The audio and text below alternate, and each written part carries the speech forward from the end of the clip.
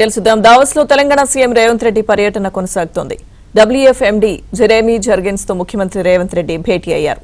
హైదరాబాద్ లో WF follow up సదస్సు ప్రతిపాదనపై చర్చించారు. ప్రతి జిల్లాలో ఫాలో అప్ ఫోరం నిర్వహణపై మాట్లాడారు. తెలంగాణ రైజింగ్ విజన్ ను వివరించారు.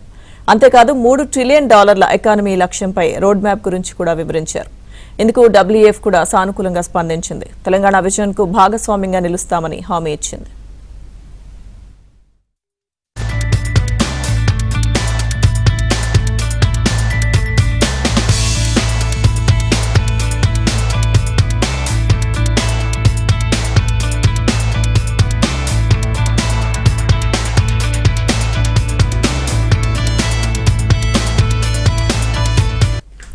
దావోస్ లో తెలంగాణ సీఎం రేవంత్ రెడ్డి పర్యటన కొనసాగుతోంది. WF MD జెరెమీ జర్గెన్స్ తో ముఖ్యమంత్రి రేవంత్ రెడ్డి భేటీ అయ్యారు.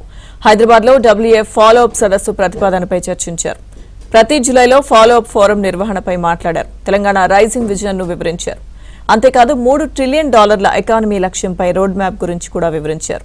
ఇందుకు WF కూడా సానుకూలంగా స్పందించింది. తెలంగాణ విజన్ కు భాగస్వామ్యంగా నిలుస్తామని హామీ ఇచ్చింది. అప్డేట్స్ మా ప్రతినిధి నర్సింగ్రావు అందిస్తారు. నర్సింగ్రావు, దావోస్ పర్యటనలో ముఖ్యమంత్రి రేవంత్ రెడ్డి బిజీగా ఉన్నారు. ముఖ్యమంత్రి రేవంత్ రెడ్డి నేతృత్వంలోని తెలంగాణ రైజింగ్ బృందం, ఈ బృందంలో మంత్రి దుద్దిల్ల శ్రీధరబాబు, అదేవిధంగా మరో మంత్రి పొంగులేటి శ్రీనివాస్ రెడ్డి అధికారులు ఉన్నారు.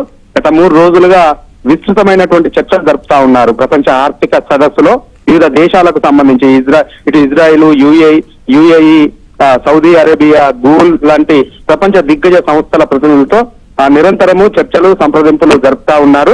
తెలంగాణను హైదరాబాద్ ను ఏ హబ్ గా తీర్చిదిద్దడమే లక్ష్యంగా 2047 వరకు $3 ట్రిలియన్ ఎకానమీ సాధించడమే లక్ష్యంగా పెద్ద ఎత్తున పెట్టుబడులు ఆకర్షించడం కోసము ఇక్కడ ఉన్నటువంటి అవకాశాలను వివరిస్తూ హైదరాబాద్ లో ప్రధానంగా తెలంగాణ రాష్ట్ర ప్రభుత్వము ఏ విధమైనటువంటి లక్ష్యాలతో ముందుకు వెళ్తా ఉంది, సో అందుకోసము పెట్టుబడిదారులకు ఏ విధమైనటువంటి స్వాగతాన్ని పలుకుతా ఉంది అనేటువంటి అంశాలపైన సుదీర్ఘంగా చర్చలు సమావేశాలు జరుపుతా ఉన్నారు. సో అందులో భాగంగా ఈ ప్రపంచ ఆర్థిక సదస్సుకు కొనసాగింపుగా ప్రతి ఏడాది ఇక్కడ హైదరాబాద్ లో కూడా భారత్ ఫ్యూచర్ సిటీలో కూడా ఈ ప్రపంచ ఆర్థిక సదస్సు నిర్వహించాలని చెప్పి తెలంగాణ రాష్ట్ర ప్రభుత్వము, ముఖ్యంగా ముఖ్యమంత్రి రేవంత్ రెడ్డి ఈ ప్రపంచ ఆర్థిక సదస్సులో ప్రతిపాదనలు చేశారు. ఈ రోజు ఈ సదస్సుకు సంబంధించినటువంటి ప్రతినిధులతో ప్రత్యేకంగా సమావేశమయ్యారు.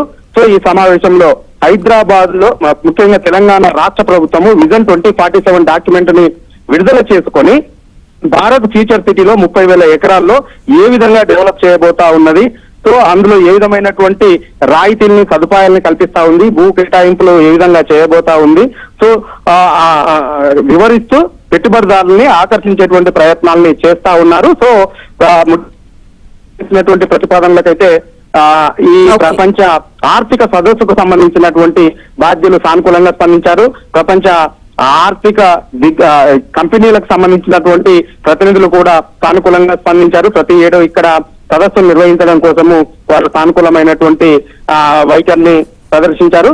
సో ఇక కొద్దిసేపటి క్రితమే 100 కోట్లతో ఒక మరొక పెట్టుబడికి సంబంధించినటువంటి ఒప్పందం కూడా జరిగింది. భారత్ ఫ్యూచర్ సిటీలో AI డేటా సెంటర్ కు సంబంధించి 5,000 కోట్ల పెట్టుబడులు పెట్టేందుకు UPC వోల్ట్ అనేటువంటి సంస్థ తెలంగాణ రాష్ట్ర ప్రభుత్వంతో ఆ ఒప్పందాన్ని కూడా కుదుర్చుకుంది. Thank you Narsing Rao.